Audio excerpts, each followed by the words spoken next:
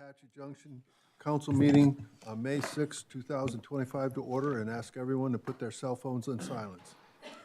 The invocation will be led by Councilman Heck and Pledge of Allegiance by Councilmember Solar.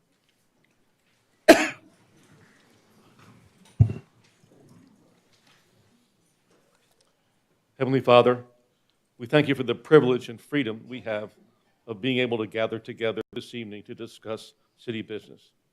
We ask that you give the staff and council wisdom and clarity in their decision-making. Keep us mindful that we serve the residents of this city.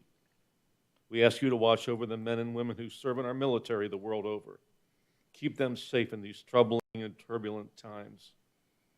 We ask also for your blessing on our first responders, including our police and fire departments, along with our EMS personnel. Please keep these brave men and women safe in their duties to protect and care for the residents of this city. Thank you for the honor and privilege we have to serve the residents of this great city. These things we ask in your name. Amen. Amen. I pledge allegiance to the flag of the United States of America and to the republic for which it stands, one nation under God, indivisible, with liberty and justice for all. Roll call. Mayor Wilson, Here. Vice Mayor Schroeder, Present. Councilmember Cross, Here. Councilmember Heck, Here. Councilmember Johnson, Here. Councilmember Nesser, Present. Councilmember Soller. You have a quorum, Your Honor. Thank you. Got a noisy mic over here, too. Yes. Consent agenda. As a reminder, all items of the consent agenda will be approved with one motion. If a council member wishes to remove an item for further discussion, the request must be made prior to approving the consent agenda and will be moved to new business. Do I have a motion for consent agenda? Your Honor, Yes. I move that the consent agenda be accepted and approved as presented. Second. Moved and seconded. Roll call. Excuse me, Your Honor. There is a revised consent agenda. I'm, Thank you. I move that the consent agenda be accepted as presented and authorize city engineer Emil Schmidt to execute the agreement with the Flying Bull Internet LLC as listed under item number 3. Second. Thank you. Okay, reseconded. Now we'll do the roll call. Councilmember Soller, Yes. Councilmember Nesser, Yes. Councilmember Cross, Yes. Councilmember Johnson, Yes. Vice Mayor Schroeder, Yes. Councilmember Heck, Yes. Mayor Wilson. Yes. Motion passes. Awards and presentation. Proclamation. I have 3 proclamations. Building Safety Month, May 25. The City of Apache Junction is committed to recognizing that our growth and strength depends on safety and central role our homes, business, buildings, infrastructures play, both in everyday life and when disaster strikes. And whereas our confidence in the resiliency of the buildings that make up our community is achieved through the devotion of public safety and fire prevention officials, architects, engineers, builders, tradespeople, design professional, laborers, plumbers, and others in the construction industry who work year-round to ensure the safe construction of buildings. And whereas the modern building codes and standards include safeguards to protect the public from hazards such as hurricanes, snowstorms, tornadoes, wildland fires, floods, and earthquakes.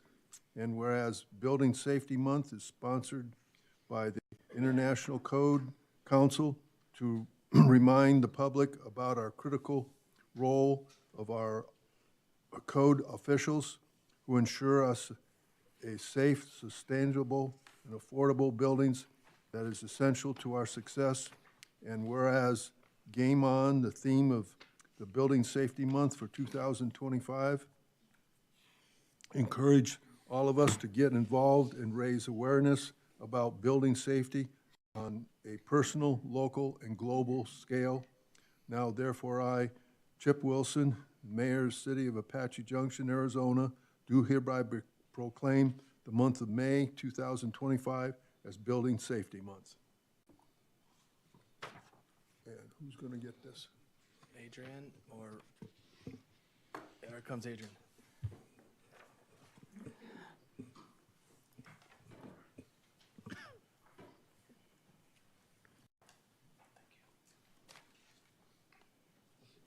Want to say something? I will.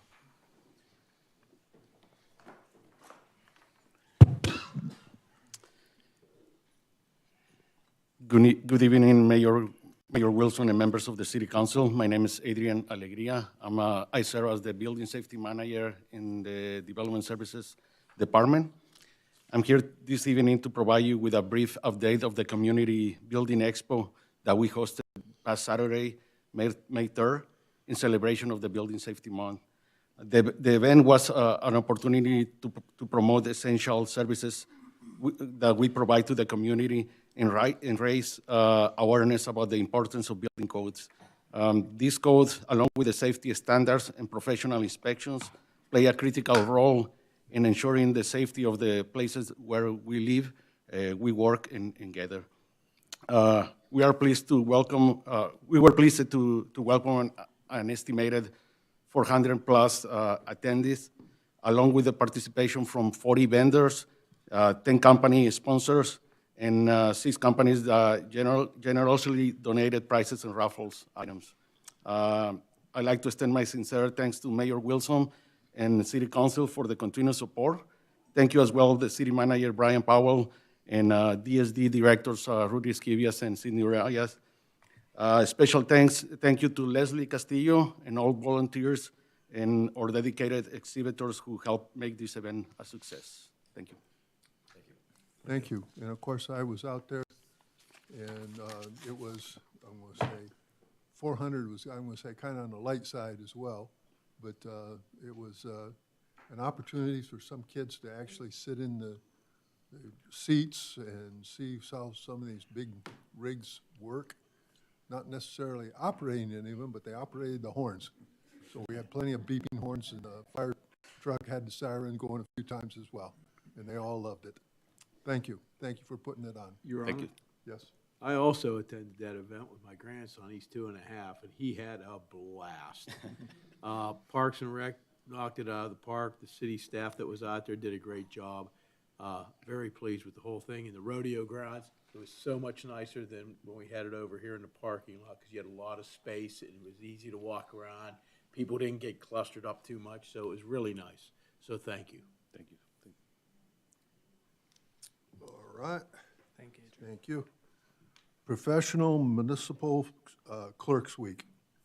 Whereas the Office of Professional Municipal Clerk, a time-honored and virtual part of local government, exists throughout the world, and whereas municipal clerks have pledged, excuse me, to be forever mindful of their neutrality and impartiality, rendering equal service to all, and whereas the Office of the Municipal Clerk provides the professional link between citizens and local government bodies, agencies, and of government at other levels. And whereas municipal clerks continually strive to improve the administration of the affairs of the Office of the Municipal Clerk through participation in education programs, seminars, workshops, and annual meetings of their state, county, and international professional organizations.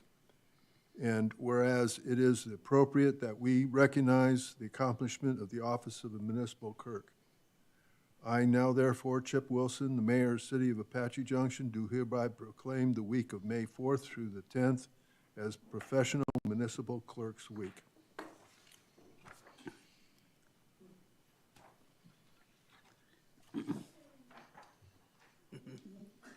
Clerk. Here come the clerks.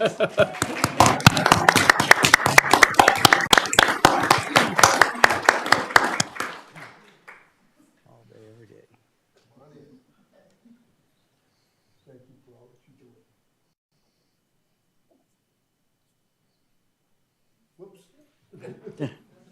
to say a few things?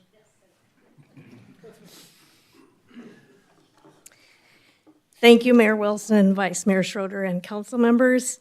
It's an honor to accept this proclamation as your new city clerk.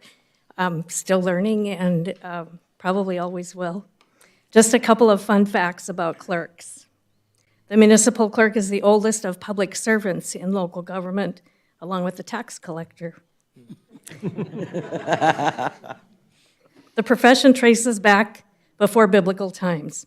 The modern Hebrew term given of town clerk is literally translated to mean the city or town reminder. The early keepers of archives were often called remembrancers, and before writing came into use, their memory served as the public record. Over the years, municipal clerks have become the hub of government, the direct link between the residents of their community and their government. The clerk is the historian of the community for the entire recorded history of the city, and its people are in her care. Professor William Bennett Monroe, writing one of the first textbooks on municipal administration in 1934, stated, "No other office in municipal service has so many contracts. It serves the mayor, the city council, the city manager, all administrative departments without exception, and the community residents. All of them call upon the clerk's office almost daily for some service or information. Its work is not spectacular, but it demands versatility, alertness, accuracy, and absolutely no end of patience." The public does not necessarily realize how many loose ends our office does to keep administration together. So these words, written more than 80 years ago, are even more appropriate today. Could not be done without the staff that we have. So I'm going to ask them to come back up and I can introduce them. So Amy Greening is your new deputy city clerk. She's learning right along with me. She is what really holds the office together. Dana Tucker is our records coordinator. She's the guru for the new Laserfish records retention program that we're implementing. And then Heather Noblock is our office support specialist. She's the face that they see and the voice that they hear when she calls or comes in. So these are your professionals. We would also like to extend an invitation to you and the public for this Thursday from 2 to 4. We'll be having a meet and greet in the clerk's office. Would love you and the public to come and just have a little conversation, have some goodies. We'll have some fun swag, and for the public to really understand what all the clerk's office does. So thank you again. Thank you. Thank you.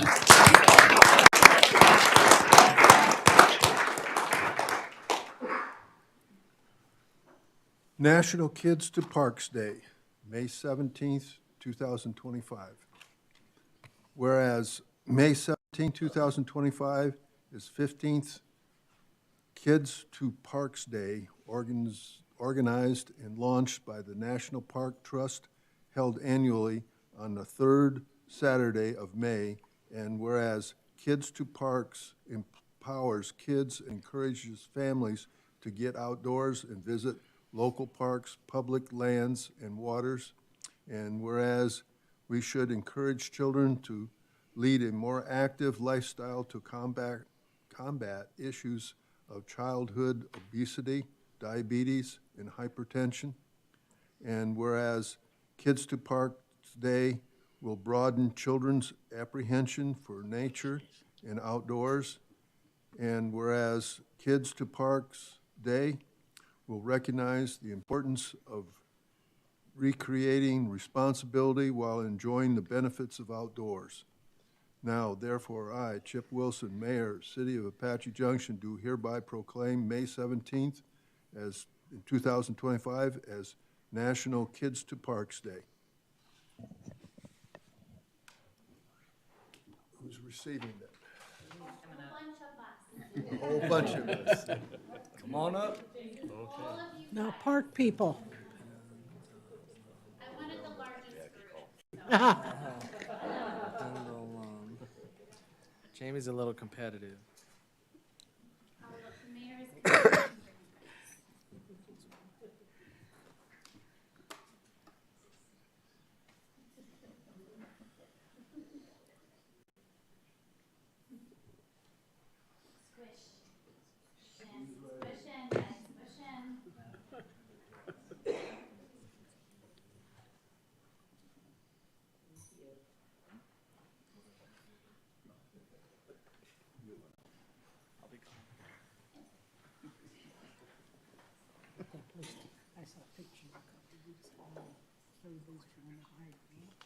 That was our Youth Advisory Council. They'll be back up later. I just saw staff. I saw Evie's crew, and I thought I had to outdo her because I'm competitive. And let me remind you also that Evie worked in Parks and Recreation before she was a city clerk. So I like to believe she's as good as she is because she came from us. But truly, thank you for all that you guys do. Whereas Kids to Parks Day is a fantastic way to encourage children to explore the outdoors, connect with nature, and embrace the joy of unstructured play. Nationally, held on the third Saturday in May, this special day invites families in our communities to gather at our park. It's an opportunity to foster a love for outdoor spaces while promoting physical health and quality time for families. Kids to Park Day reminds us of all the magic that parks brings to childhood. So on May 17th, grab your picnic basket, your sunblock, lace up your sneakers, and join us at Flatiron Park from 9 to 11, where our staff will be out there. We'll have some outdoor games. We'll have some bubbles and frisbees. We'll have some giveaways to help family be able to enjoy the park on their own, and really inviting them to be able to come back and see us in the evening or in the early mornings during the summer, because we all know it's hot out there. But thank you so much for recognizing our day. We will be back in July because we're going to claim the whole month of July. So thank you. Thank you.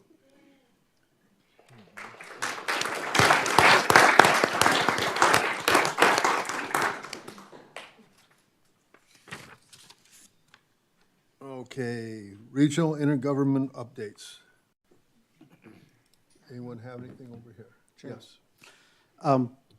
Last week, a few of us attended the Central Arizona Project's annual dinner meeting that they had, and it was held over in Gilbert. And they informed us the growing need and the growing concern of the CAP water, and you know, we didn't have a good year this year. A lot of the runoff is not going to be there, and there's probably going to be further cuts. But the other big concern is the differences in opinion of how the water is managed from the upper basin communities like Wyoming and Colorado, where the water originates, and how the lower basin takes care of the water, which would be like Nevada, Arizona, and California. And eventually, if we can't come to a consensus of how it's managed amongst all those shareholders of the water, the federal government will step in and they'll make the decision. And we know that the federal government, when they step in to make a decision, it's probably not the best decision. So if you have the opportunity, talk with your representatives and ask them to help get on board and help try to come up with a good resolution amongst the states versus allowing the federal government to make a decision. So otherwise, really good informative meeting, and hopefully we'll get it right. Thank you. Your Honor. Yes. Follow up on that. Arizona is probably the best state for water conservation. We are doing a lot of things to save water. The upper Colorado Basin states don't believe that we do these things, even though it's documented and they can find it if they want. Arizona should take pride in the amount of water conservation that we have done. We do need to reach out to our state and federal representatives and senators and really push to get fair treatment on the Colorado River water, because the upper basin doesn't want to share any with us because they think we just flood golf courses and play in water down here. So please reach out to your senators and representatives, both at the state level and the national level, and tell them how important it is that we play nice, or like Councilman Cross said, federal government will step in and who knows what will happen. So. Anyone else? Yes. I just wanted to let everyone know that I just received, in about the last hour, an email telling me that the Arizona League of Cities and Towns has elected me to represent our city on the Public Safety, Military Affairs, and Courts Policy Committee for the league. Congratulations. Congratulations. Okay, I've got, no one else has anything? Okay. I have a few things. I've been kind of busy this week. First off, I wanted to capitalize on what was talked about, the Water Festival, and the aspect on it up front. It was an opportunity where not only did we service the local schools here, but we also had Superior out here to attend, and their fourth graders went through the education on the Water Festival. And it's something that is a lot of fun to watch, and to watch the kids involved, and is an opportunity to make sure that they understand where our water comes from, how it happens, and definitely in the conservation side so that they are involved into that as well. And it is, I'll say, special opportunity for the fire department to turn the hoses on and let the kids shower, if you want to call it, in that wonderful flow of water, and the kids just love it. And some of them run around trying to get out of it, but some, again, they run right into it, and it's fun to watch them.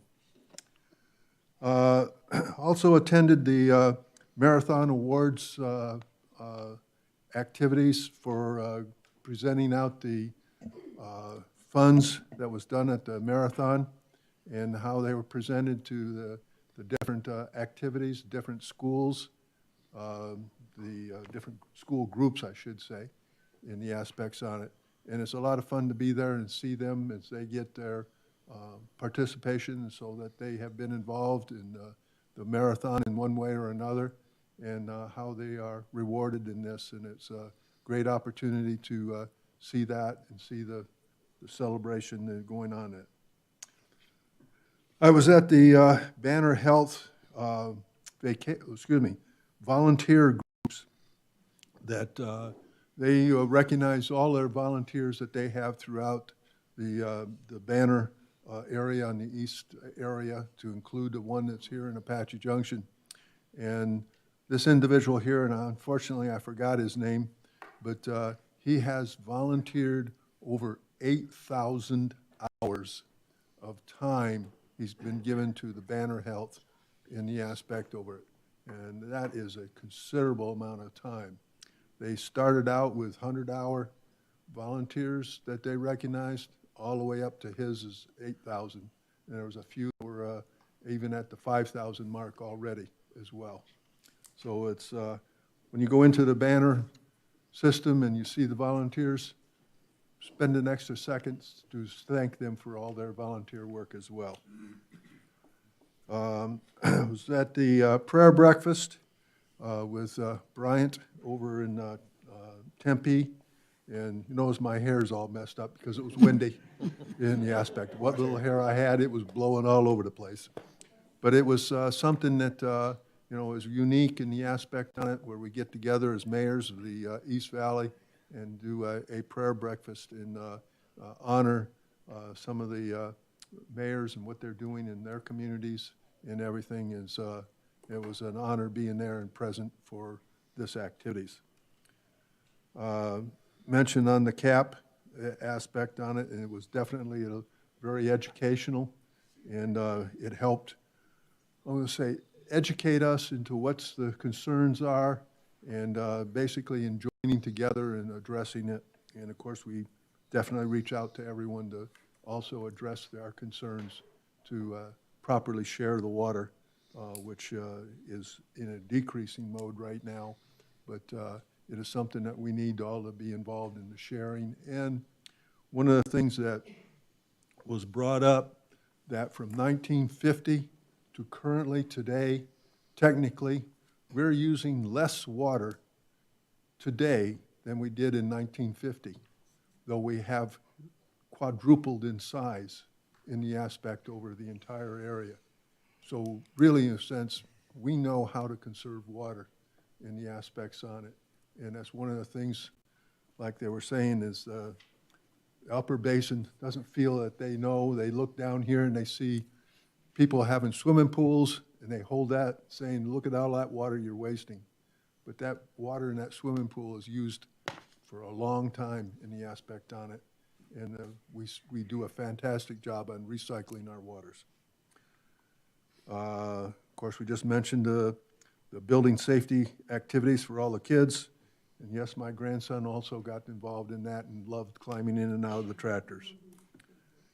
And, this morning I attended the Mesa State of the City and talked to Mayor Freeman in the aspect on it. And it was his first that he did.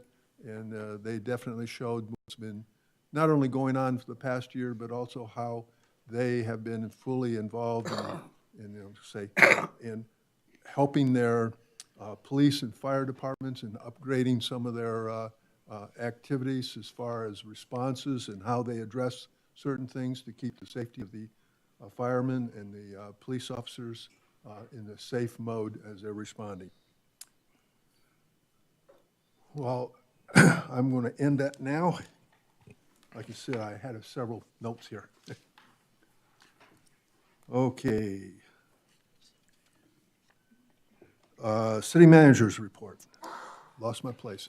Okay, thank you, Mayor and members of the council. Matt, if we could start off on my report, I'd like to show all of the photos of the expo, and Leslie is sitting here and wanted to highlight and thank her, Rudy, and Adrian and Sydney and Leslie. Here's a couple, earlier on. City of Apache Junction 2025 Safety Expo. So this month, in addition, with the goal to helping folks understand the great work that our trades have and the connection it has to its community, we just have found this explosion of support for a new event. And just over a couple of years, Leslie, you made something before your efforts and your time and energy really valuable. And I want to express my sincere thanks, as this is becoming an opportunity for folks to touch and feel some really interesting and fascinating pieces of equipment.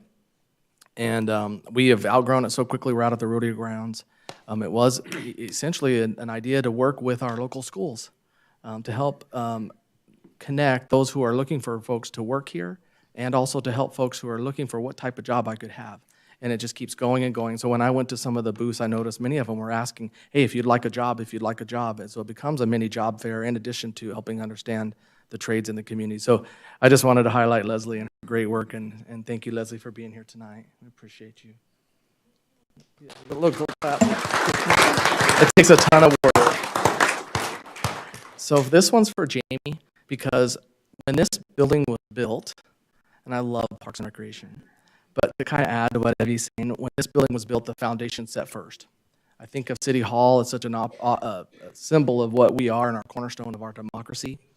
The next thing that gets built after that foundation is the center area of where we keep all of our public records today. And it's a concrete wall, fireproof, and then inside of that, well, actually, the safe, where I'm at, came first around 2004, so before we could do anything, we had the foundation, then a safe. I don't know if which department, you were probably in the Parks Department. But at that time, we bring in a massive safe that keeps all our public permanent records, then the wall around it, which is a fireproof concrete wall, and then the building goes, and it just establishes that foundation, which is where your team and your group is at. I just wish I could find that photo. I know Matthew's here. There was a photo at one point that just showed that in the middle, that and the elevator shaft. All right, next photos, Matt. All right, just a huge shout out and tremendous thanks to all the departments involved in the Lost Dutchman Marathon. This is our final night, which is the awards presentation. That is a incredible night where we bring in and celebrate the funds that come back to support local groups. And it's a volunteer army and supported, and I'm so grateful for our police department, parks department, public works staff, and so many others in the city staff to help make it happen. Okay, the next one is it. I just wanted to, before we jump into our really neat part of my report, wanted to share some data on Easter egg. The numbers are astounding. We have an Easter egg hunt every year, and the numbers were just over the top. We had over 4,500 to 5,000 attendees in a matter of 4 hours. So trying to organize that is incredible. You could try to think of that, in over 1,200 vehicles. So continuation of growth. Thank you, Parks and Rec staff. I want to also highlight Kimberly and co-compliance. This over the last week, she also helped us with multiple and operable vehicles. So the continuation of supporting a clean, safe community is one of the values you have and established in our goals and objectives. It's just been such a busy week for staff. This last month, we had the Household Hazardous Waste event. The numbers continue to be strong. We have twice a year event there, and well over 200 members of the community participated in that event. And believe it or not, we celebrated the 1-year anniversary of the new neighborhood called Radiance, and they had their first big party. And we're super excited that we keep seeing new neighbors come into the community. Mayor and Council, I'd now like to do something super special. And let's get this. I would like to introduce to you Jody Dutra and the Youth Advisory Council to present their year in review. Jody? All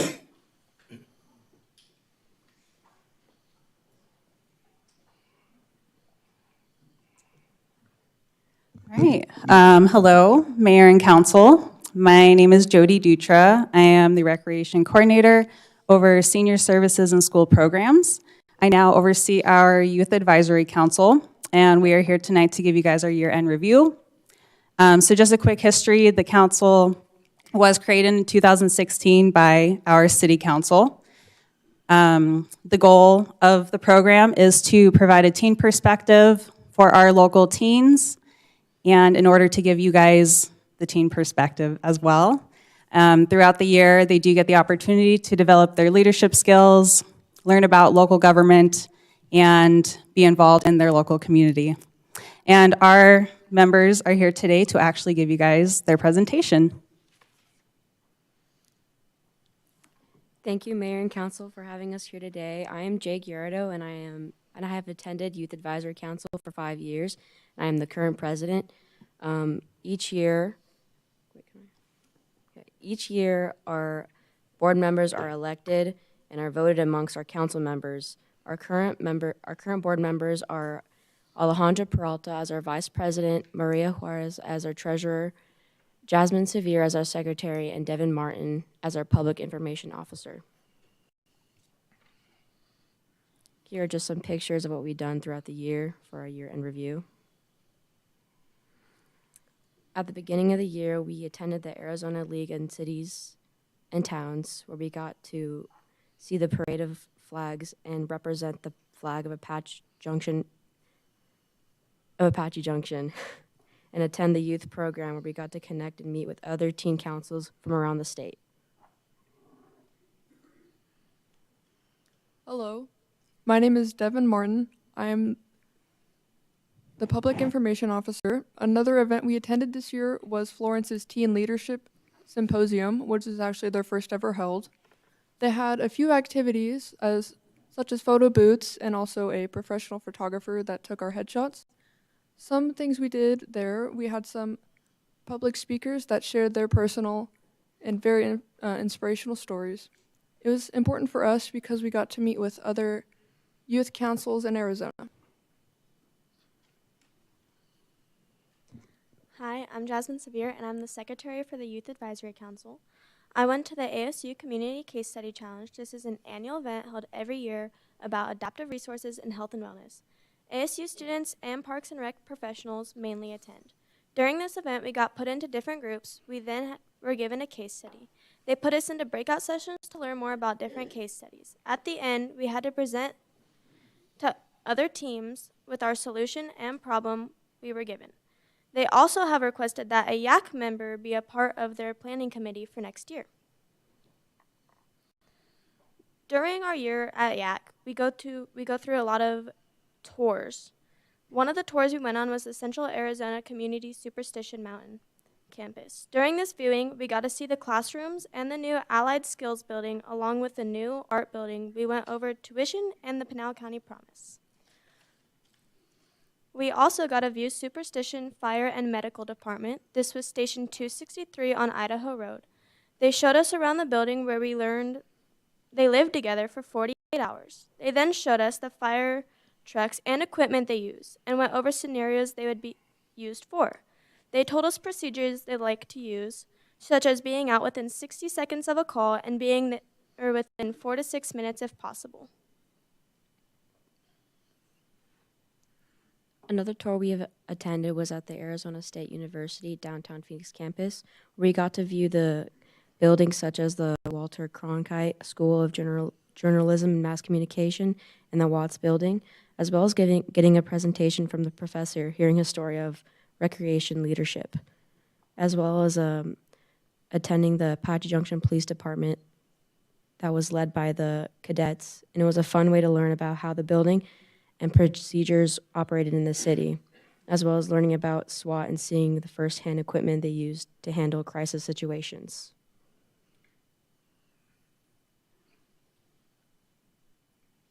Here you could see some of our volunteer events. We did the holiday program, the Halloween festival, Shop with a Cop, Superstition Mountain Food Bank, the Mud Run, and Make a Difference Day. Make a Difference Day is hosted annually. This year, the Youth Advisory Council volunteered to paint the mural at the Flatiron Park. Altogether, the YAC members have volunteered over 400 hours of community service.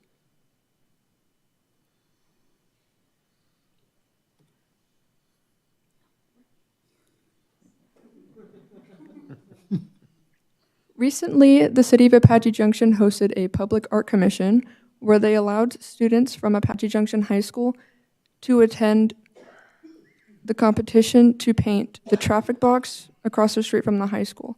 YAC decided on the theme of AJ Pride and will be helping paint the box. 5 submissions were submitted and will be voted on, and the winner will receive $100. Along with tours, we also get a lot of people from the community come to talk to us. We had a meeting with Liz Leichenbach from Parks and Recreation. We also had Brock Severson from the Economic Development Department. Brock went over how economics and tourism go together and how it works in the city of Apache Junction. Liz went over the strategic plan that we are building for Apache Junction. We also talked about what teen members would like to see coming to our town. We do know one of our plans is teen dancing at the rodeo grounds, has been thought about, and is likely to happen once the rodeo grounds are more developed.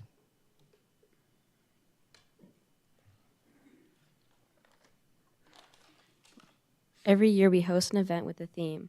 This year's theme was Teen Movie Night with food and raffles, with the goal of bridging communities and bringing teens and families together at the new Rough Ranch Dog Park to promote YAC. We had support of our local groups such as Apache Junction Police Department, Stand Up with AJ Drug Prevention, A New Leaf, Apache Junction Public Library, and Blossom Brew Coffee Truck. Events like these are a favorite because it highlights the benefits of Youth Advisory Council and provide leadership and organization skills. What's coming up next? Recruitment. 11 of our members are graduating, so in order to fill in those roles, we have been presenting in classrooms in local schools and tabling at events to promote YAC, as well as a teen survey. After attending a meeting at Fountain Hills, we will be using a guide. We will be using theirs as a guide to help with our teen surveys to get input from other teens of what they would like to see in the city. Any questions? And please follow us. Yeah. Any questions? Just a statement. I think that I would like to make a comment. I want to say thank you for all that you're doing. It's one of the things that I think is fantastic to be involved, and after you've graduated, definitely continue on in the aspect. I had a wonderful opportunity when I was real young. I had an opportunity to meet with Mr. Goldwater when he was running for president and talk to him. And one of the things that he emphasized to me was the aspect as being involved in your local community. And that struck with me in the aspect on it. Because when you're involved in your local community, you know what's going on, and you've got full information, and you're being able to, I want to say, understand how it works in a community. Thank you all. Yep. Thank you. All right, Mayor, before you before we go and that we bring everybody up with the Youth Advisory Council members, for a photo, we want to take a moment to honor them, Mayor, if you'll come on down and do your presentation. And what we're doing here is going to be honoring our graduates, our seniors, who will be graduating here in a couple weeks.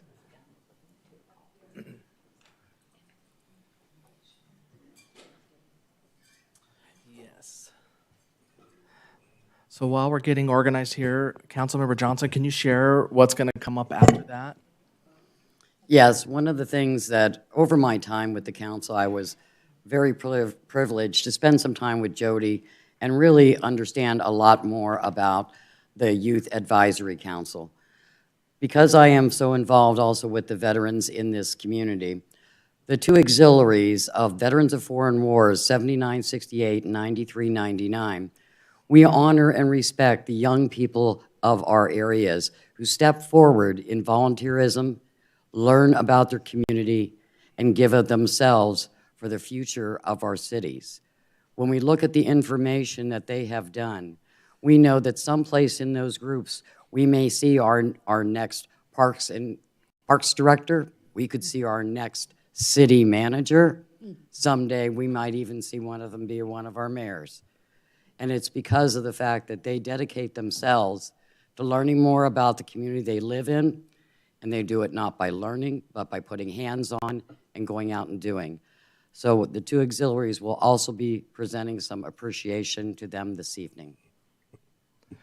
Thank you, Councilmember Johnson. And tonight we're very honored to have here with us the presidents of the Veterans of Foreign Wars, who are here in Apache Junction Auxiliary 9399.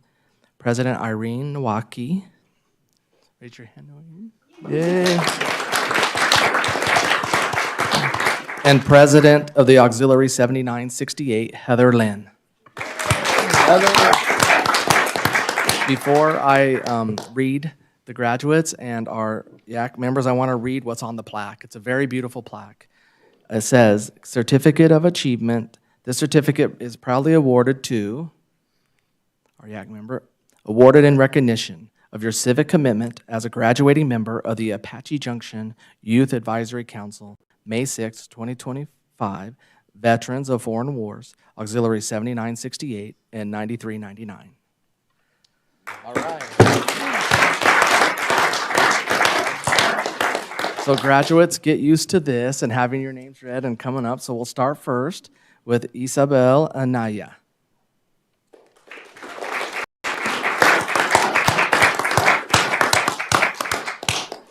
Natalie Antonio.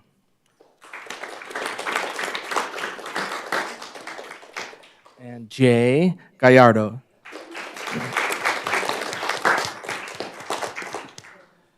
Maria Juarez.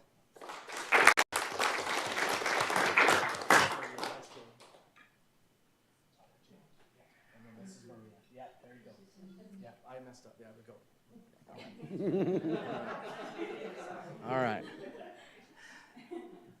Alejandra Lopez Peralta.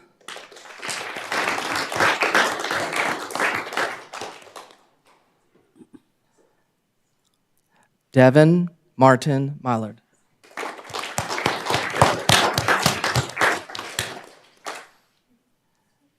Jacqueline Norberg.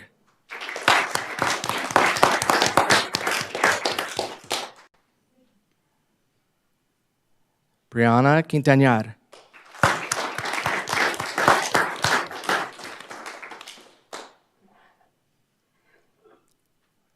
Jasmine Severe.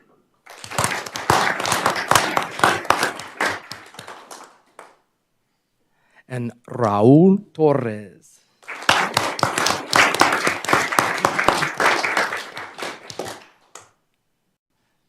All right, we're going to get a photo here, but thanks to all for providing the great support and recognition to our youth, and please join me in getting a final hand, or a second to final hand here.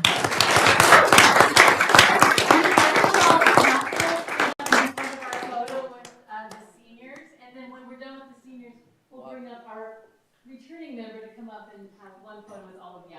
So all the seniors kind of come up with our VSF. They want us in this. All the council will stand right behind us. We can make sure you're included. They will have to squeeze in there.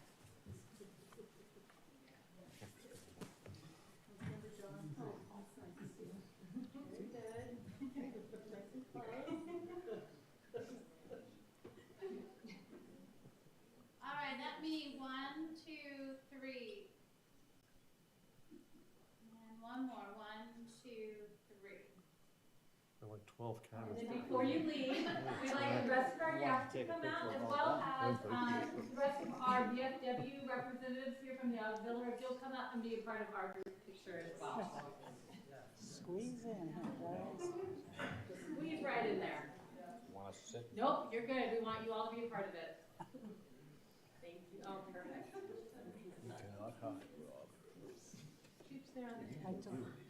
I told him, I said, I saw a picture he posted, and everybody's crying behind, and then there's this crap.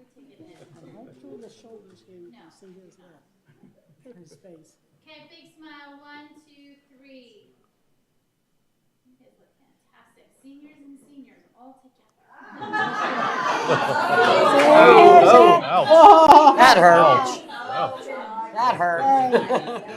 I think that's age discrimination, I think. She's fired. Take that dad joke off. Hey, Matt, put jar in the room. I think that was age discrimination.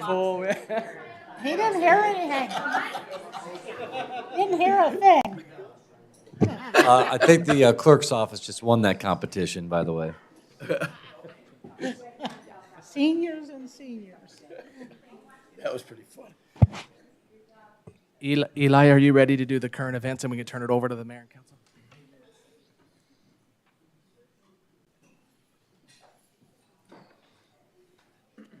Good evening, Mayor, City Council.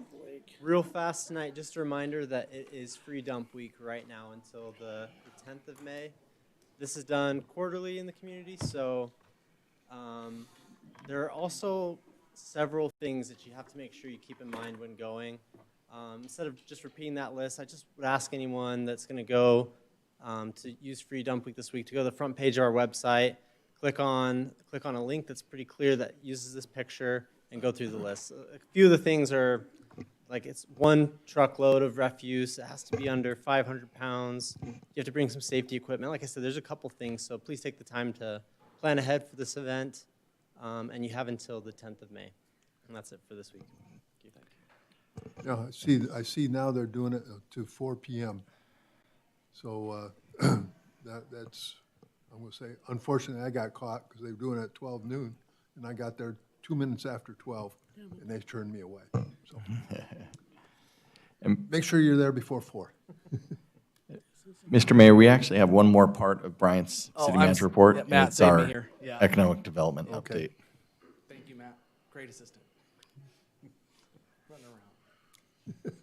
Ryan would come on up there. Your Honor, while Ryan is coming up, I will make mention that this is a connection to the retreat. We are asking Ryan to give you all an update, and so you can see kind of how we are promoting and connecting to the community, or not the community, actually to future investors in the community. Ryan? Yeah, absolutely. Thanks, Brian. Good evening, Mayor and Council. Ryan Kaup, Economic Development Director. So a couple goals with this presentation. First off, follow up to the retreat. There was a question about how do we sell the city to brokers, developers, et cetera. This is one of our main tools. It's fairly straightforward, is get these brokers, developers, site selectors in a room, go to them, have them come to us, tell the story, go through these slides, and depending what their specialty is, then they dive into specific questions about a property. We pull up the map, and then we start talking about zoning, et cetera, and start the process. Secondly, related to this deck is really to show some numbers and some maps that you may have not seen before, talk about some of the strengths, a couple of the challenges that we have here that we're working through, but a lot of good numbers that we've been pulling here. And so I'll start going through here about 20 slides. Definitely glad to take questions at the end or interrupt me if there's a topic you want to discuss further. So first off, when we're getting out to developers, you would be surprised. We all know where our borders are in Apache Junction. A lot of people still do not know the borders, especially down south in this land. Even some people that are fairly experienced, I've been surprised to see, down south, they don't know that we're right up next to Queen Creek and then East Mesa. So getting out that message, explaining the state land process, that's, the start of showing them where we're at. And then some demographics here. So these numbers that you're seeing for household income, so just for some context there, that is more than one income earner, but less than two. So that's not one individual, that's somewhere in the middle. And they have calculations that the Census Bureau puts out for different areas based on that. But 42 square miles, I think one of the exciting numbers here, just to see it and to know this number, is 4th fastest growing city in Metro Phoenix. You know, in Tolleson, outlier, very small residents in that community. But then you can see the growth. And, you know, different sources are going to have different numbers on that growth.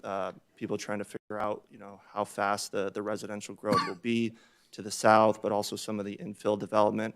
But these are fantastic numbers. When we're showing groups this, it opens eyes, starting with this slide. And then moving on, here's another piece is, you know, looking down south, this is a 3-mile radius from Ironwood and Ray. And you can look, the income's much higher. Also, a big thing for us is median age actually lower than the state of Arizona. That's very important to companies and retailers as well. You can see the higher education rates. And these numbers over the next couple years will start zeroing in a little bit more as these data sources start pulling these new residents. But this is where we're at right now, and these are great numbers. So here's a slide that's really jumping out at people is, here's the numbers, build out percentage. So 58% in Apache Junction. The rest of the East Valley, so Chandler, Gilbert, Mesa, Queen Creek, and Tempe, 89%. These are last year's numbers. 2024's numbers will be coming out in a couple months, so I would expect the East Valley to be over 90%.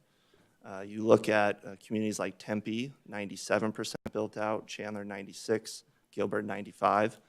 Development's coming this way. Another thing to point out on this deck is this 58% number does not include the land that we can annex in the future. So you can see the canal running southeasterly, that green to the east, state land that's not incorporated yet. So we have even additional land, more than that 58% shows.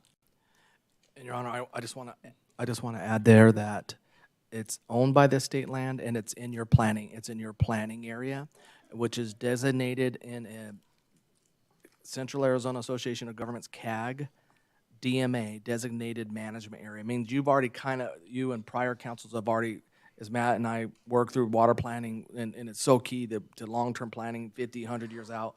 That helps that area. So we've already kind of even started the process of helping folks in the greater region know that that area east of the canal is pointed towards us to serve.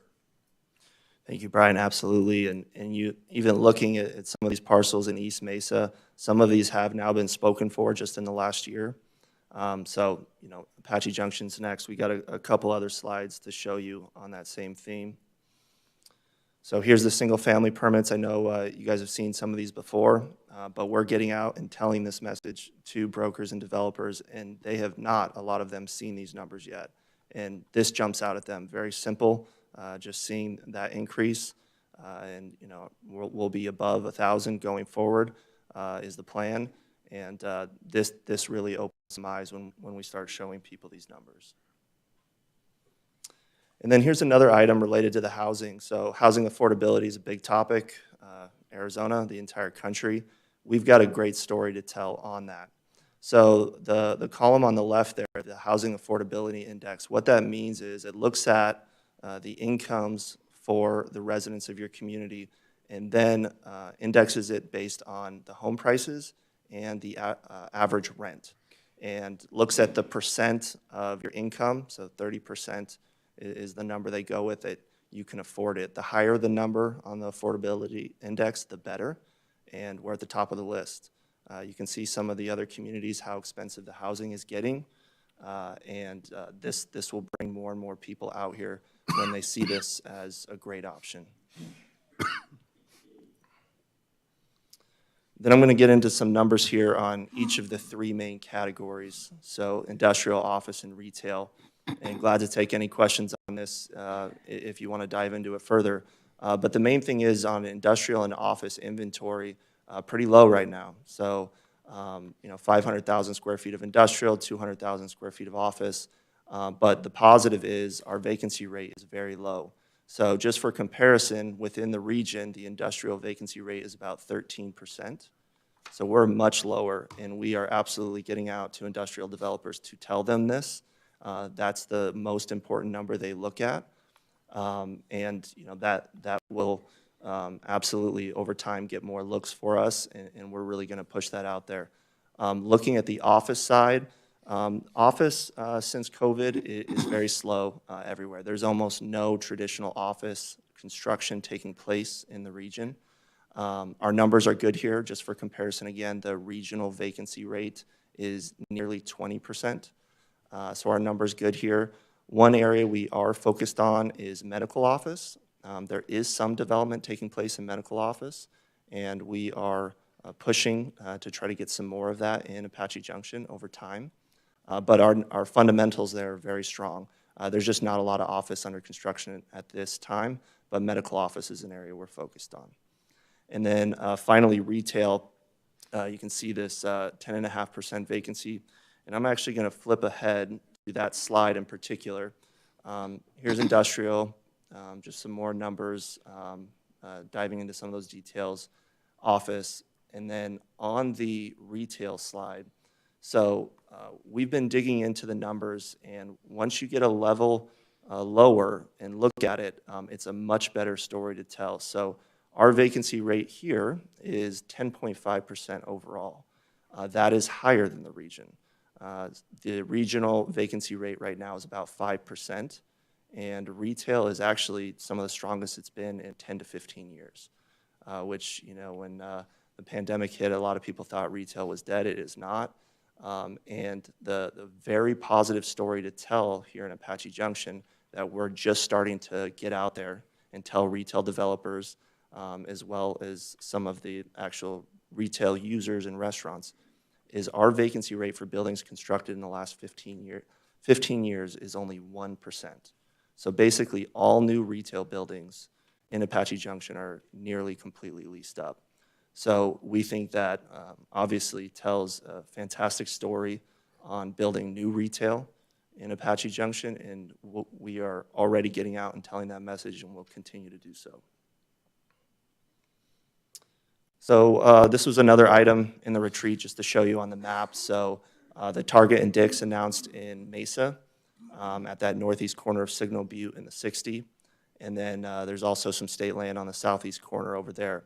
The story to tell for Apache Junction, again, is this is the last two major parcels in Mesa before it's coming our way. So you can see the border at Meridian. You can see the state land pieces on Ironwood in Idaho. So, this was a big win for Mesa. We want to start getting our retail now, and the positive is that's the last piece headed down the 60 before groups will start looking in Apache Junction. So moving down south, this is a piece that really gets me excited, and I know a lot of work has been done before I got here, absolutely, to get us to this place. But this piece of land, about 640 acres at 24 in Ironwood, in my opinion, is one of the top 5 economic development sites in the state for some of these advanced manufacturing projects. It's already been proven with LG to the south, and now it's our time to start getting in front of these groups. Because it is state land, there's got to be sort of a master plan. We also want some power retail down there. There's a few different uses it could be, but this is really our best area for sure to get employment and to bring jobs to Apache Junction over time. So we're getting this in front of GPEC and ACA leads as we speak. We've submitted on a couple projects in the last month, and we'll continue to do so. And we'll be telling the story for sure on this piece of land. And then downtown Apache Junction. So as I've mentioned before, getting out and telling the message about this piece of land, what's going on around it. We're getting, getting questions from developers and brokers. Some of the questions they're asking is, what's the latest with East Valley Shopping Plaza, Junction Street alignment. Sydney and his team are already starting to work on that, and that's a question we're getting a lot, as well as when is some of the multifamily going to get under construction around this site. That's something they tell us, their feedback, that that makes our land a lot more valuable, and the chances of us getting commercial on that site or hotel development increases with that. One thing I will tell you, just to be transparent, is we were meeting with one of the largest developers in town who's done big projects, Queen Creek, downtown Chandler, downtown Gilbert, and he said, frankly, he's like, I didn't know that Apache Junction had a downtown. So that's a baseline where we're at, and we need to start getting out and telling that message. And so we were out meeting with him. We gave him a rundown of what's going on around that parcel. And so that's a big piece of what we're doing is telling that message. So on the hotel development, I know that for the downtown, that's a big focus. Here's just some numbers and us showing people on the map where our hotels and motels are at. Best Western, our nicest hotel there.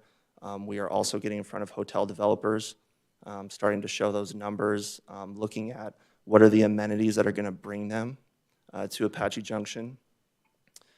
And on that note, here's a couple slides showing that. And one thing on our team that we're really focused on is showing new photos of Apache Junction, modern photos, sometimes maybe not what the reputation has been in the past, but what it is now and will be. So we're showing items like that. And then our wedding venues, fantastic. We think that we can get more over time.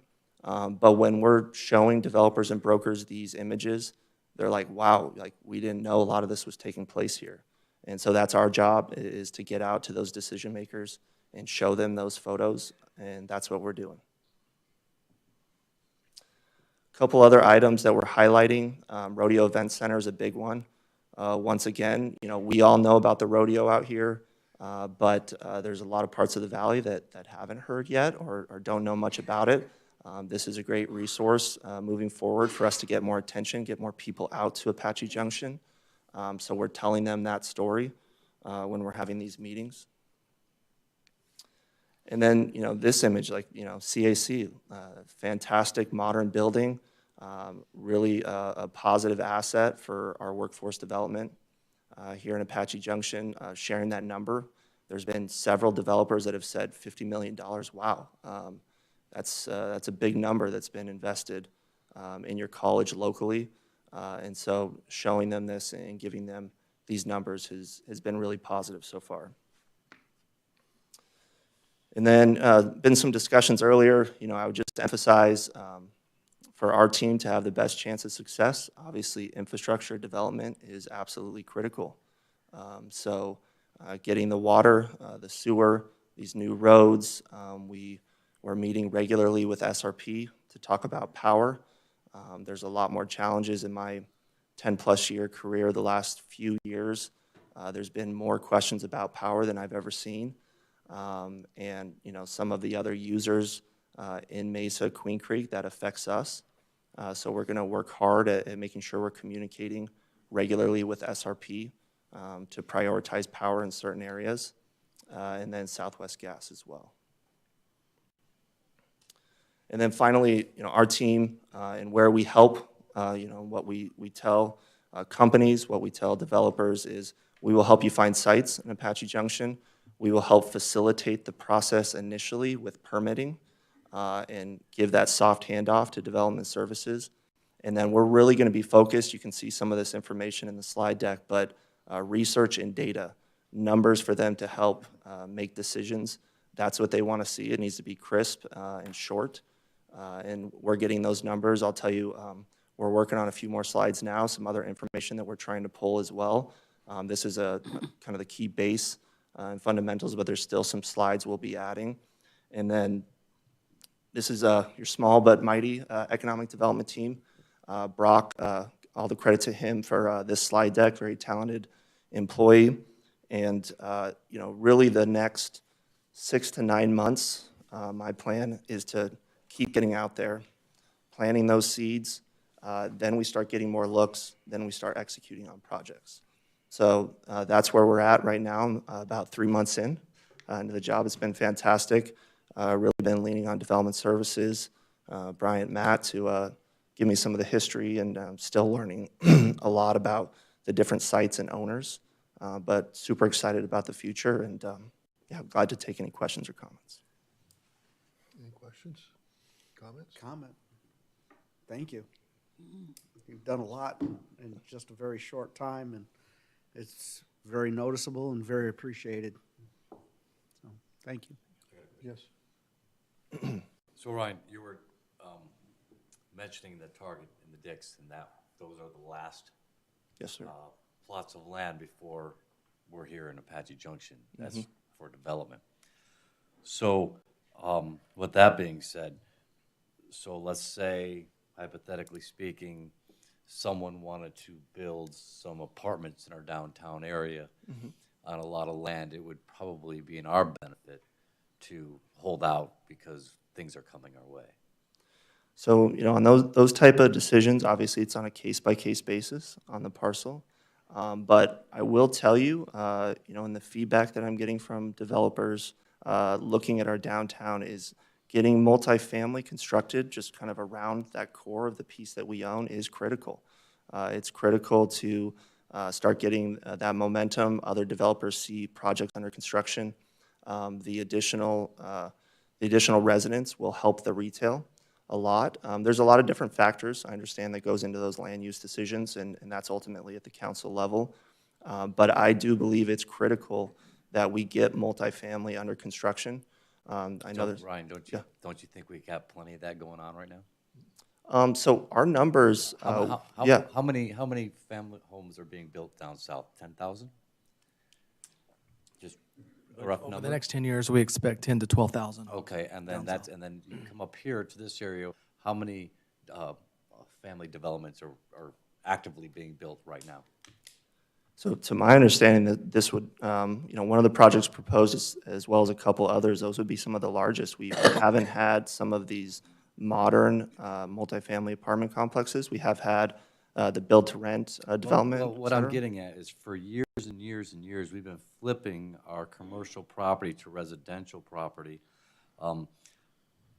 almost religiously. And I see the growth. I see it happening all around. Everywhere I turn, I see, you know, rough-ins and 2x4s up.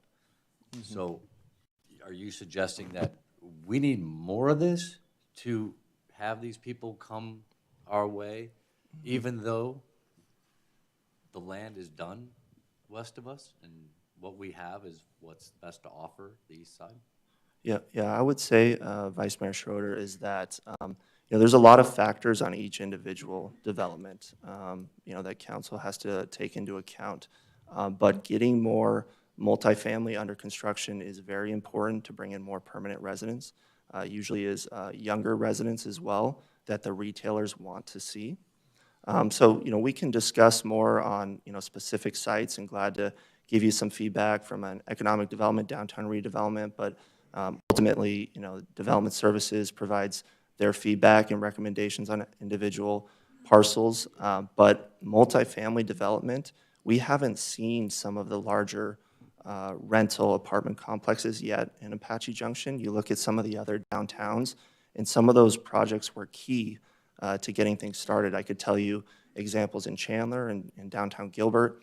Even Queen Creek is now seeing some of those bigger apartment complexes, and most of the retailers have pointed to that as being very important for them ultimately deciding to come. So all the things we've done over the past few years to build all these multifamilies, are you saying that we went in the wrong direction? We needed to go with apartments from the get-go?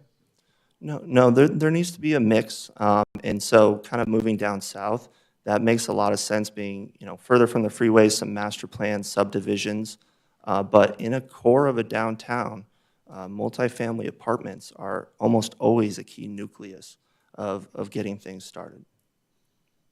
Okay. Oh, one more question. Yeah.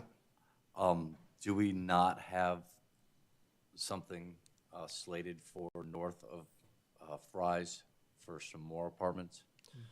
Through the mayor, Vice Mayor Schroeder, yes. So the zoning there is for apartments, and we have a developer ready to build there.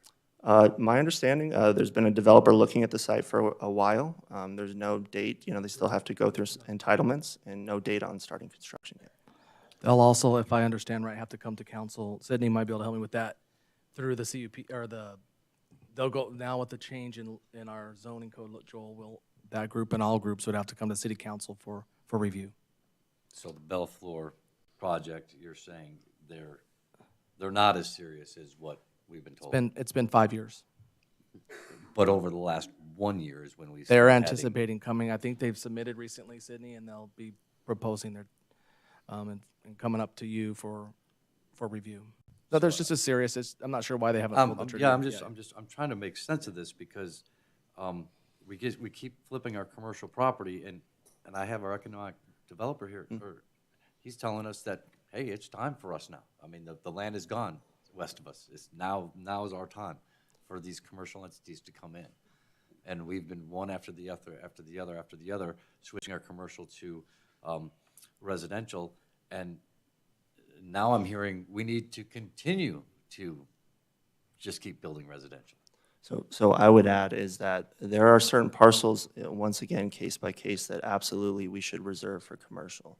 What I'm saying kind of overall macro level is that downtowns definitely need multifamily density and some apartments in different places. If we're in a situation where it's a multi-use, it could be commercial or residential, which one would you recommend we stick with?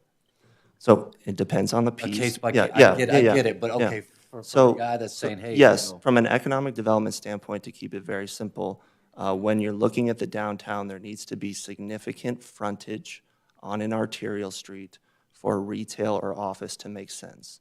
If it's a small frontage, it makes it much more difficult to build retail or office. So how much length along one of those arterial streets? That's what you got to start with to look at whether retail or office has a chance at viability. So the message I'm receiving is continue the residential path right now. Especially downtown. Yeah, through the mayor, vice mayor, is the downtown piece that we own, the Bellflower site to the south, and even kind of East Valley Shopping Plaza, additional investment there. Those are absolutely sites for commercial, for retail, for hotels, and bringing in some residential around it on different pieces will be very helpful in giving us a chance at bringing that retail sooner. Okay. My question. Yeah, absolutely. So once you put those houses around in that little area of 10 acres that we have for downtown, then that's kind of like it. So that 10 acres would be all that we would have. Is that correct? And you're thinking that that's enough of a downtown area to call that downtown? No, I would say through the mayor, Councilmember Johnson, thanks for that question. So 10 acres that we own, another 6 acres that Bellflower owns, and then the East Valley Shopping Plaza is a large piece as well, 10 acres. And I think we all know that will need additional investment over time. And re-looking at that, that has a lot of frontage along Apache Trail. If you just, I'm sorry. So this Sim Lamba's own property. Okay. Yep, thanks for clarifying. So that piece has a lot of frontage along Apache Trail, which makes it much more viable from an economic development standpoint for it to be retail. You have to be on a major street, and you have to have quite a bit of visibility and land along the street to make retail more viable. That's generally kind of Econ 101 on how that works. Mayor? Yes. We have a piece of land right now that somebody wants to build apartments on. It's right in the area of our property that we have. It's zone commercial. We want to have a downtown area. You put apartments in, yeah, you get people, you get more people, but you don't have a downtown area, the land to have like a walking downtown area where people can walk. Instead of having to drive cars, they can park somewhere and walk around, go to different places. So you're telling us it would be better to put apartments there than to keep a commercial property that is close to the property we own that we want to use commercial, to have that as just that land right there as a downtown, like shopping, restaurants, bar area. Yeah, I would go back to, through the mayor, Councilmember Solar, is really looking at the frontage along the street. And if it's a small frontage, we can want, a big focus of our team is bringing new retail throughout the city. We're going to be very aggressive on doing that. We're getting in front of the big groups, and there's a lot of interest on different pieces, more along the freeway is probably where it makes a lot of sense for some of that to go. The traditional transportation corridor was along Apache Trail. Now that the freeway's in, usually retail moves closer to the freeways. You can look how that happened on Highway 87 in the East Valley. Then when the 101 and 202 came, retail moved over. But there's a lot of factors in these decisions, but I think the biggest one for retail viability is there has to be frontage. If there's not, then it's very difficult for it to build. Okay, and what type of apartments do we want? Because I don't like cookie cutter stuff. If they're gonna build something, I want it to be built nice, I want it to be built classy, I want it to look nice, and I want it to be maintained. Yeah. I have a lot of issues with multi-housing, because if it isn't done right, it turns into trash and a lot of issues. So. Yeah, through the mayor, Councilmember Solar, absolutely, getting quality multifamily development is critical, and those are decisions at the elected official level to push on that, and I would agree that that's very important to get quality apartment complexes. Yes? Just shifting gears a little. So I know there are a number of cities, certainly in the East Valley and probably on the metro area, that they're big on data centers. Mm-hmm. Just would be interested to get your take on that. To me, it seems like they're not a great employer typically, and their energy demands can be substantial. Can you what is your thought about trying to identify location for a data center? Yeah, thanks for that question, Councilmember Heck. On the data center piece, that's a big topic regionally, and I would say from an economic development standpoint and my professional opinion on that is we got to look very closely at that to make sure there would be benefits to our community before we move forward on any of those projects. Like you mentioned, very few jobs. They do take a lot of power, not as much water as they used to take, but they take a significant amount of power. And if there's not strong revenue streams for it, it makes it more difficult to make the case for data centers. Mayor, I got one more question. Yeah. Apartment complexes. A lot of them, and I see them in Mesa, they're going up. And the first floor is commercial. They have coffee shop, bagel store, whatever. Mm-hmm. First floor is commercial, and then there's apartments above. I like those a lot better than just a regular apartment complex because it ties into our downtown area, bringing in more commercial, more type of, places where people can go and have coffee or get a lunch or whatever. Have we looked at any of those? Because none of the ones coming here are talking about doing that. Yeah, thanks for that question. Let me give you some insight on that. Once again, from the economic development viewpoint, there's different thoughts from planning standpoint. A lot of times those are the coolest projects where they've got retail on the bottom and then multifamily on the top. The challenge is financially, it's very hard to get the financing for that. And you look at some of those projects, even in Tempe, for example, and they've actually seen significant vacancy rate on the retail because we're such a car-based society. So yes, while they are a great look, most of the time the developers are not building them. There are a few exceptions. There's a project in Gilbert that comes to mind. That was a very significant project, but they had many traditional apartment complexes come in before they got a project like that. They're kind of in East Gilbert. So there's not many of them because the developers can't finance those projects.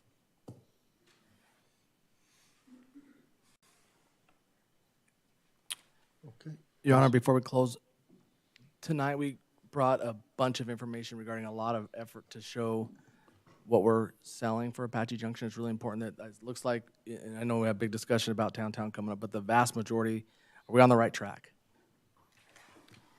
in terms of how we're selling down south, how we're showing the community where we're at from an economic development standpoint. I mean, I'd love some feedback on that. What's that? In my opinion, yes. I mean, especially the piece of property that's 600 and some odd acres down there by 24 being, ripe for an industrial boom. Plus, we have a lot of frontage along the 60. I think we have, you're going after the things we need. We definitely need retail, though, because apartments do not bring any income to the city other than, as long as those people shop in our city and whatnot. But, if they spend their whole time in downtown Tempe partying and having fun, it doesn't do us any good. So we need retail. I've mentioned that to you before. It'd be great if we could have a super Target or a super Walmart in the south part of our city to help bring more retail to our community. Yeah, thank you for that. And I would just say to close too, is I'm fired up about the fundamentals here. We're just starting to get out and tell the story and bring new development to Apache Junction. I look forward to additional feedback over time, individual conversations about specific projects. But super excited to be here, and we're just getting started. Thank you. Thank you. Thank you, Ryan. Thank you, Ryan. Okay.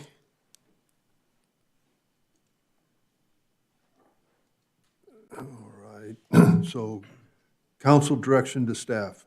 Direction to staff on the text amendment of the city code regarding fortune-telling business. Nick. Thank you. Thank you, Your Honor. Good evening, City Council.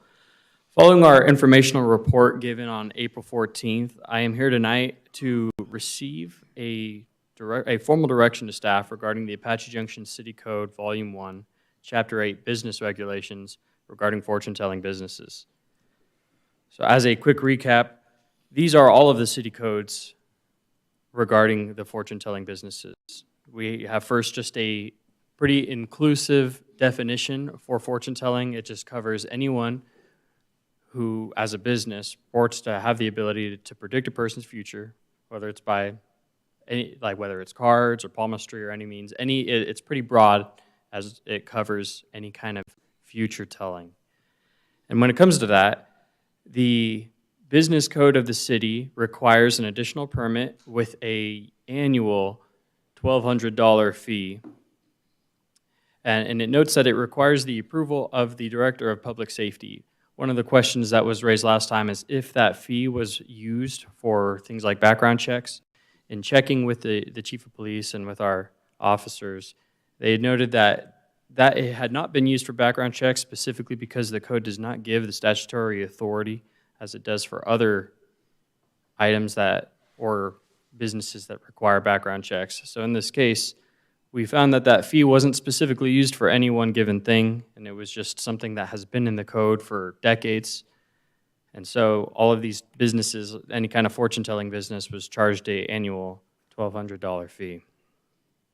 So because of this, and not finding a need for this additional fee, staff respectfully recommends a direction to staff to remove the code language regarding fortune-telling so that it would be regulated by just the typical business licensing standards.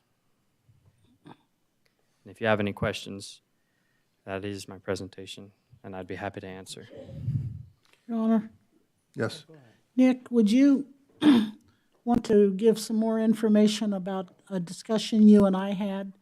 One of the things that was never brought up, because this issue is about fortune-telling, but there's also in here an additional fee charged for circuses and carnivals that other businesses don't have to pay. I don't know all of the specifics about how much the fee they have to pay or anything. Where my point is this: we've got the rodeo grounds now that we own. Somebody, an independent rodeo promoter, could come in and put on a rodeo. They don't have to pay these kind of fees, But if a carnival or a circus wants to come here, they've got to pay more money. So I think we need to include in here with the fortune telling, the direction to staff is to include circuses and carnivals. But you might speak for me and give some more. Do you have specifics of what it is that they're having to pay that other businesses don't have to pay? Your Honor. Well, I think that's the whole point of receiving direction tonight, is to understand your wishes and your will. Okay. Yeah. And I don't know why that would be any issue, just To- direct staff on what you want. Yeah, to Tessa's concern or whatnot, isn't there, like for a circus or carnival, that they, we have a lot more skin in that game. We have to have somebody go out and inspect the equipment and whatnot. And so we have more into it. Same with like a restaurant that wants to sell spirits, liquor. It goes to several different departments for reviews. I'm not saying that they shouldn't have to pay if there's a purpose for it. Yeah, gotcha. But if there is no purpose for, just like telling a fortune teller that they have to pay $1,200 when they it's not used for anything. Right, there's no Okay? purpose for it. All I want to do is add in there circuses and carnivals. I just went to the Verado Circus over in, 2 weeks ago, over in West Valley. We go every time they're here. It's a great tent circus. It's good business. Why punish them by making them pay these additional fees that has no purpose, if it has no purpose? So that's all I'm asking, if an motion's made or direction the staff is made, that we include circuses and carnivals along with fortune telling. Before we do that, I'd like to know what other cities do with circuses and carnivals. Because they're temporary, they're in and out, they're making quick cash on us. That's what they do. They come in, bam, quick cash. People, fortune tellers, probably are working from their home or a small shop in our city, have standing in our city. They just don't roll in, do their thing, and then roll out generally. So I would like to see what other cities do with circuses and carnivals.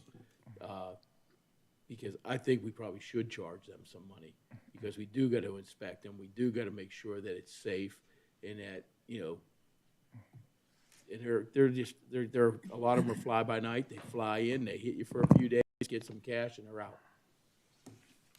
Mr. Mayor, Yes? I do feel like we're a little off the agenda. I mean, if you look at how it's presented to the public, it does say for fortune telling. It doesn't talk about the circus or carnival. So I think your direction to staff is limited tonight for the fortune telling, if you want that eliminated. Now, if you also want to talk about circus, carnival, to eliminate that or look at that from other cities, I think you do have to bring that back for another direction to staff. However, fortune telling, if what I think I've heard from the council the last session, and also maybe this one, is to eliminate it, that's an easy fix, and that would be pretty quick. It would take one public hearing to do that, and probably just an ordinance and a short ordinance. But once again, I think circus, carnival, that's beyond the scope of tonight. So we'd have to come back for another direction to staff. Mayor? Yes. I'd like to make direction to staff to look at the fortune telling and look at getting rid of the $1,200 charge. There is a motion. And bring back an ordinance as soon as we can. Yes. To deal with the fortune telling, and that, okay. Yep. Perfect. And then maybe we do some research for you on the other one, Tess. Okay, well, I was going to ask a question in this aspect on it. But not direction to staff, yeah. It We can do is- the research anytime on circus and carnival, and that's just another item tonight. But we can get going on this one. Yeah, and one of the things that I noticed in other cities, they have the requirements to do a background check in the aspect on it. And I was wondering, you know, would that be something that we needed to look into and involved onto this, and of the cost of a background check involved into it? Because I noticed, was it 4 cities do a background check? Why do they do background checks, and what's the purpose on it? I'm just I'm wanting to make sure that we're going to be doing the right thing in the aspect on it, because I noticed there's several of the other cities that don't allow it at all in the aspects on it. So, we'll say, what's the purpose of trying to do that? Is that something that we need to look at as to involve into, and, so that'd be part of the full checking into the doing away with it. Mr. Mayor, if I may, well, if you do away with it, then there's no need for the background check. And I have talked to the police chief about his opinion on that, and his opinion's a little different than what is currently being done. So, but if you decide to eliminate that, then there's no need to do it. And we could eliminate that line where it says fortune teller promise with approval of Director of Public Safety, and also take out the $1,200 on both columns. So if you're asking, well, maybe we need to look at this more research is done to talk about the background checks, that's another thing that could be included in the direction to staff rather than an ordinance to bring it back to eliminate. So I don't know, but that's only one member, so. Yes? I guess I'm confused. So we're talking about eliminating that item altogether. I'm not sure where that came from. Because we still need to have a permit, right? Yes. So you can't just, You just can can't X that out, I don't think. Your Honor, if I may note, among the 4 different options that we reviewed in our April 14th meeting, so there was an option of simply reducing that fee, the option of eliminating it from that table. They would still have a business license. It would just be the standard $50 license. It just removes the need for having this additional permit, which this is the comprehensive list of all the types of businesses in the city that get an additional permit from the city clerk's office when going through their business license review. The first 15 are all related to alcohol, such as like a winery or distillery or liquor sales specifically. And then we have just 3 other categories, which is fortune telling, sexually oriented businesses, and carnivals, which is how that came about when reviewing this table. So one of the questions I suppose that you were trying to answer at this time is, does fortune telling need to be included in this extra additional table that requires this additional permit, this additional fee, compared to other standard businesses in the city?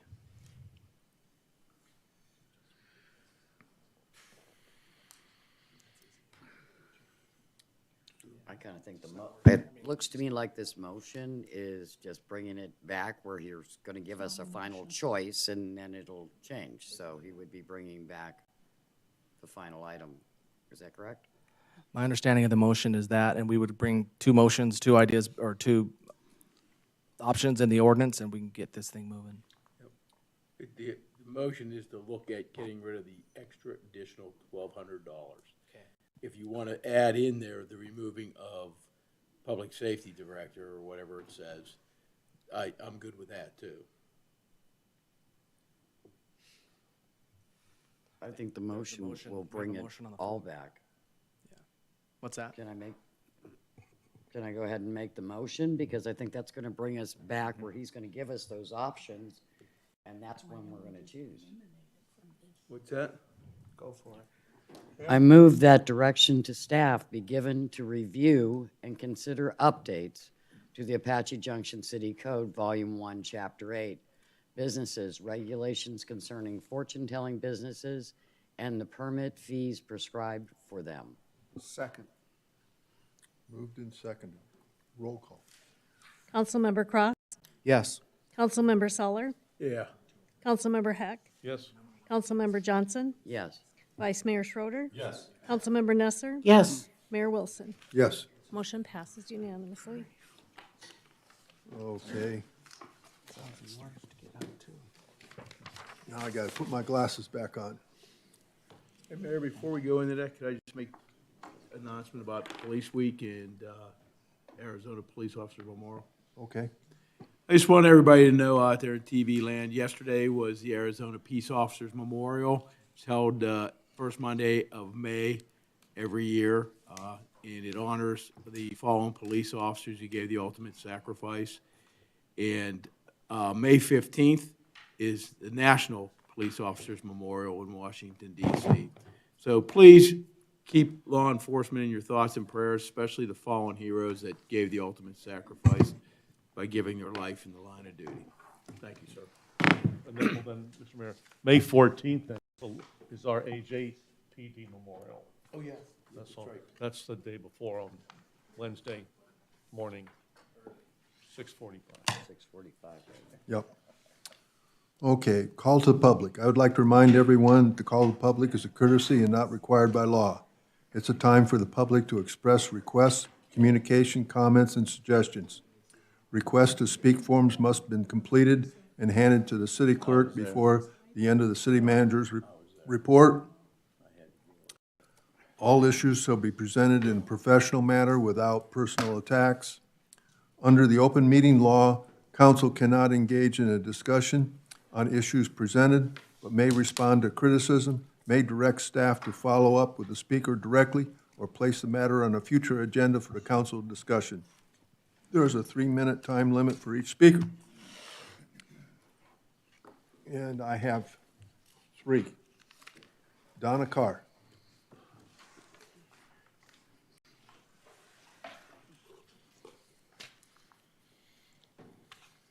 I was almost falling asleep back there. First, I want to say is, before I get into what I wanted to talk about, is I think you turned Apache Junction into a joke.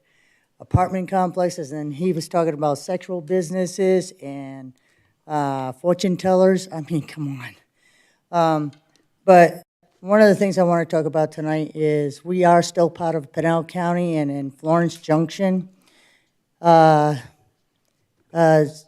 California-based solar company wants to use 9,000 acres of state trust land to put in a solar company with battery storage. One is solar panels normally work at approximately between 59 to 95 degrees. It gets about 116, 117 out here, which would make the solar panels not very efficient, for one. And the birds and the bats confuse them with as being bodies of water, so it'll kill off a lot of our birds and bats. They are also building this on top of an aquifer, so if any of their batteries happen to leak, it will contaminate the water all the way down to Tucson. I don't think that they should be putting this in. I'm opposed to it. As it stands right now, if you ask an AI, approximately how many batteries, lithium batteries are being recycled, it's only 5%. And that 5% is being mostly done by China. When I went to a meeting last week, they listed themselves as Silver King Solar. But when I got a flyer prior to reaching the meeting, they are called Arvia Power. They also have a main office in Nevada. So I asked them when I walked in the door, I said, so who are you? Are you Avara or are you Solar King? And he says, oh, well, we're both. So the other thing is a lot of skydivers who are diving out in that area said that the 6,000 acre one that is also heading on out to Florence, that one there is producing a lot of heat that's coming off those solar panels. Even at temperatures between 59 and 95 degrees, those solar panels reach a temperature of 149 degrees. So it is going to be putting off a lot of heat. And we already want a lot of rooftops and concrete around here. So this is going to be even more of a problem. So one of the things is that Pinal County has not put it on their agenda yet, but it will go before the Pinal County Zoning Board hearing, and I encourage people to come. Thank you. Thank you. Kathleen Meek.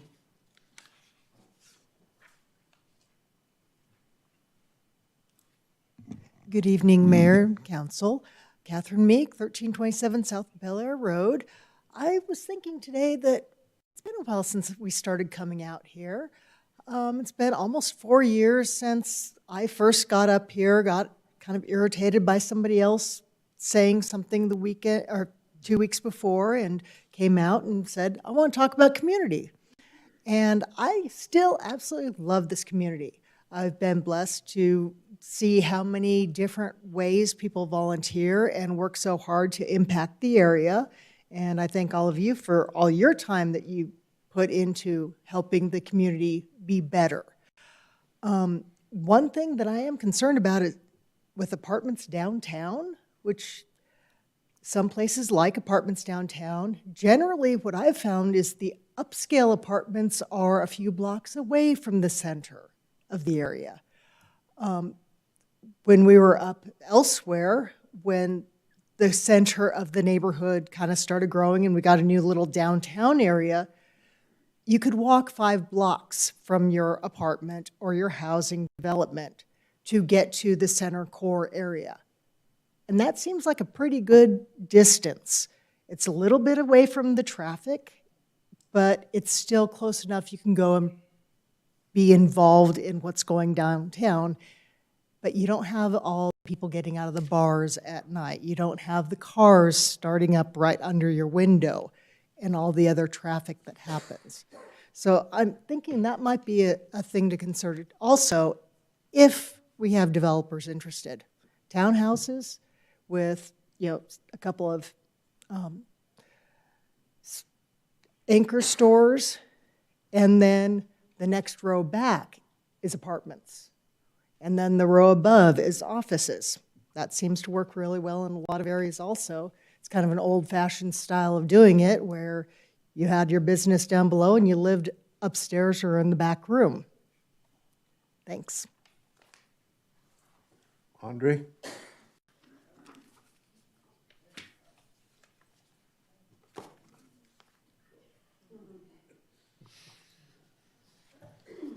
Good evening, Mr. Mayor, Council. So $1,200 for fortune teller, and $500 to have a sex shop. I think it should be $500 of the fortune teller because you're just getting screwed. So, but anyway, went to the hands-on tractor thing, and when I was in Portland, they had one, but a large scale. They actually allowed you to operate the equipment. And I know, it's kind of hard because you're having private contractors coming out here, and there's a heck of a lot more of them in Portland. But it'd be a cool thing because then, you could really be hands-on it. Just not only the kids have fun, I'd have fun. And one other thing, I was kind of disappointed that the city itself, Public Works, they had their vehicles out there. They were stuck way in a corner, no table, no brochures, no nothing but some trucks and the workers just sitting around there. I'd like to see something better from the city as far as that's concerned because, Public Works is a big part of the city, keeps the streets going and everything. And, that's pretty much it. Thank you. Any comments from the council? Okay, thank you. I'll adjourn.